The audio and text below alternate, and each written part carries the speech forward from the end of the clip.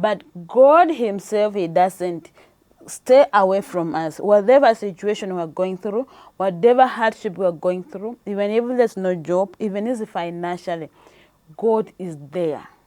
Sometimes we blame our government. Yes, but when look at this, the factor is the national economic crisis or challenge. One, for example, like Uganda, we have a lot of people, the young people, that are educated, that they have papers, but we have limited opportunities. No jobs, there's a lot of corruption and high unemployment in the country. Should we sit there and then we say that no, we wait until the government provides this? Let's look for the resources that we have and we begin from there.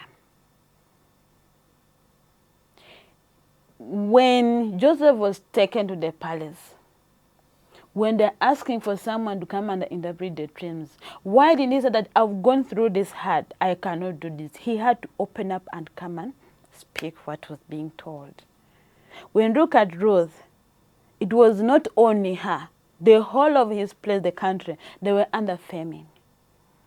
But he humbled herself to be convinced, and that's how they survived. So let's not look at the countries or the national economic challenge, no jobs, corruption, and then a high unemployment. We said that let's go and pray God to give us. No, let's use what we have to see how we can get something to come out of this.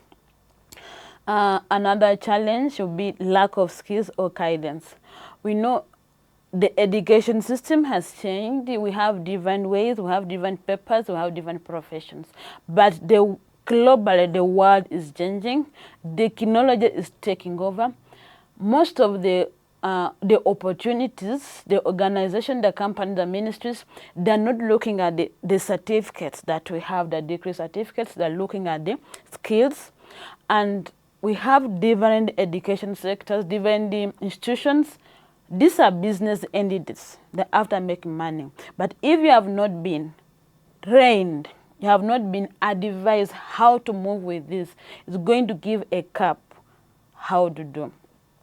For example, if I come from where I have a lot of land, I can do agriculture, I can even rear the animals. But here comes, I go and do the course, because no one guides me, I go and do the course, let me say, in engineering.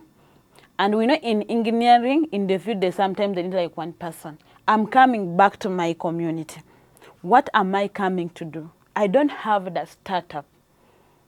But if there's someone to guide, you are from this area, you can go for this skill even in farming, even in animal rearing. It can add on someone's life to come back and put this better method into farming that can improve on the economic status of the community, even the person. Because a change begins with one person and then it goes to the whole community. Another challenge that's causing us to face a lot of economic hardships is peer pressure and the mismanagement of finances. We find that even people who have jobs, we know there are limited opportunities, but they have chances to work, they are being paid. Because of the comparison, I want to be like so-and-so. I want to begin thriving. Remember, you're forgetting where you are coming from. They said where you are coming from.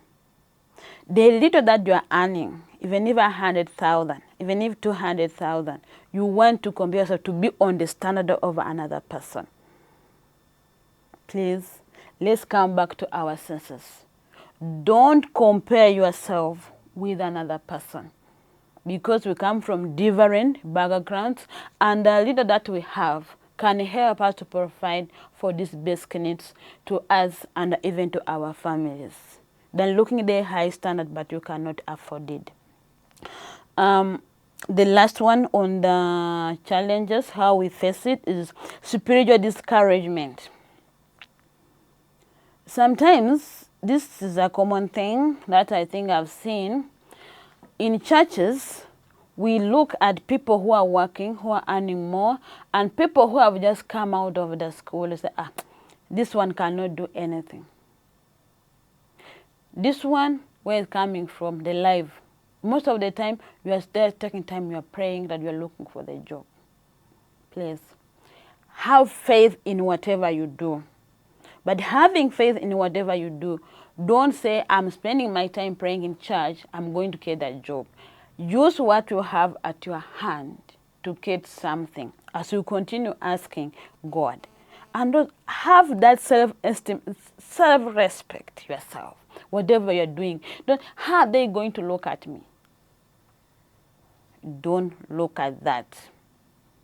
When you look at these things, our life is going to be affected. Our life is going to be pushed. And at the end of the day, we lose our focus in serving our God. So how can we come out of these economic hardships? And what does the Bible say? 1, pray for wisdom, not just a job. Because when you pray for wisdom, you are going to be directed how to go, how to move, and how to attract the new opportunities. If you can get a job, but even you don't know how to go about it, pray for God to give you a vision, how you can move through this small thing that you are doing, the smaller business, which strategy should you take, how to get other people to come on this. Solomon never asked for anything. He asked for wisdom. And he was the person who was the wealthy king, the one we read from the Bible. In hardship, pray for wisdom. Where there's no job, pray for wisdom. Because it's everything that you can be able to overcome. Number 2, sharpen your skills. Don't look at yourself. Computer science, I don't need to do some project. No, you say, I have the projects, I cannot do agriculture. No. The world is changing. Go and get a skill even in farming. Go for any skill in vacation, even in entrepreneurship. And this is going to help you to open on the opportunities and even the work to get. And even if you are going for these skills, don't just wake up, I'm seeing my friends are doing this skill. Ask God, let God direct you which one you should go. We normally say, God is not listening to me. God does. God listens to us and he responds to us. But it's us people who don't have time to listen how God is communicating. Because you can say, what should I do? Then you come up with the thought. How did that thought come about? Is it on your own thinking? Are you trying to implement it? Are you trying to work on it? Pay attention to that. Listen to that voice that's telling you to go for something else. Even if you're training, go for it. Don't say, I'm here, my work is this. No. Sharpen your skills.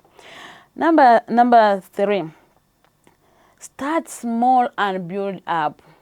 Don't say, my friends are already here. They already have their houses. They have already a car. They are staying in this apartment. You are not them. All of us were different. All of us come from different backgrounds. All of us, God has planned for us differently. Begin with the small. Even if you can begin with only keeping an egg, it is okay. Even if it begins with the work of sweeping, it is okay. Even if for washing for people clothes, it is okay. It is work. Start small and build up. God will pick you from there and you'll see another place. Ruth started by picking the grain. And what was the next when we read that story? She was now seen how hardworking she was. And for you want to be seen as a hardworking person, but you don't want to begin from down, then you can be recognized. Point number 4, avoid sinful shortcuts. We know we are living in the life of comparison and because of peer pressure. And currently we have a lot of gambling, corruption, how will I be rich, how will I have this, blah. You involve yourself in these shortcuts. Yes, those ones bring temporal or they gain faster, but they don't stay longer and the long-term pain. There was a story there was a man who was a procurement officer. So he was married with a family. He was making all the deals. When they say, we're going to do this for this sub-county, they make sure what he gets from that deal is more than what they do for the community. He built good houses, he bought some cars and took his children to good schools. But when he was sick, a friend told him, all these things you got in the wrong way, the money to build them. Now you are going to leave them. And the whole society, people were crying because there's nothing that they were benefiting. There were no good roads, there are no water, people are suffering. The elders, the old mamas, they could not even get water to take. But because for him is rich with a family. When or that he cried what he could do, but he died in pain. Avoid those sinful shortcuts. For women, we say like we need to look for sugar daddies to give us the money. Yes, you can get that money. You can look luxury with everything. But what will happen later on? What will you benefit from there? Even to the gents who looks for sugar mummies, what will you benefit from there? How is your life will be? Let's avoid that one because of this. Let's work slowly and God will see us in this. Let's stay connected to God. We see Joseph remained faithful even when he was in prison. He didn't leave God. He was like, God, you are the only source. I'm going through this. The only person you can trust to open up everything that you are going through, it is only God, because he can't tell another person. But the friends that we have, they can discuss everything. David worshipped God even when running for his life. Remember the story of David, everything, what he did, all the women. He did not forget God. He remembered God. And in this, God will remember us. He will not distance himself away from us. He will still take us to where he has planned for us. Encouragement to the young youth, to the young people. Every situation you are in, there's no job, there's no money, there's no nothing. You are not behind. Everyone, each of us have our own time and our own hour to have everything that we need.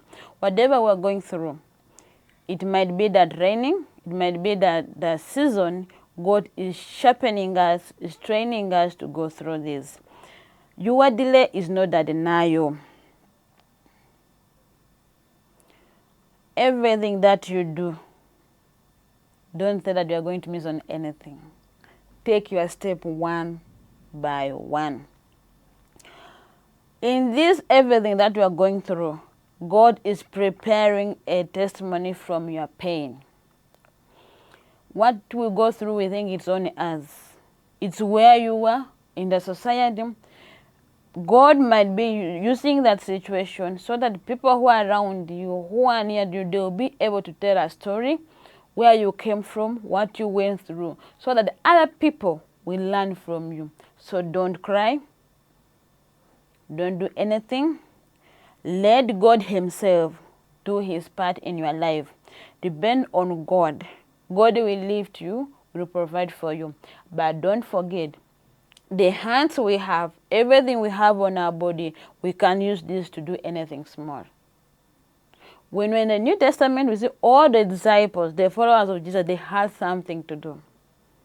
We find young people that are spending the time in church. We're not saying don't go to church to pray, but all the time you're spending there, we're praying God to provide for you, God to give you the money. God will never bring the money and put it in your hand from where you are. You have to work hard. In working hard, have faith in God, accept God, let God use you, give you the wisdom how to go all about this. Thank you so much. We pray God to open all the opportunities, to open our inner spirits, to give us the wisdom how to go through these hardships, economic hardships, and employment that we are facing as young people, even other people. Thank you so much. May God bless you as we meet next time.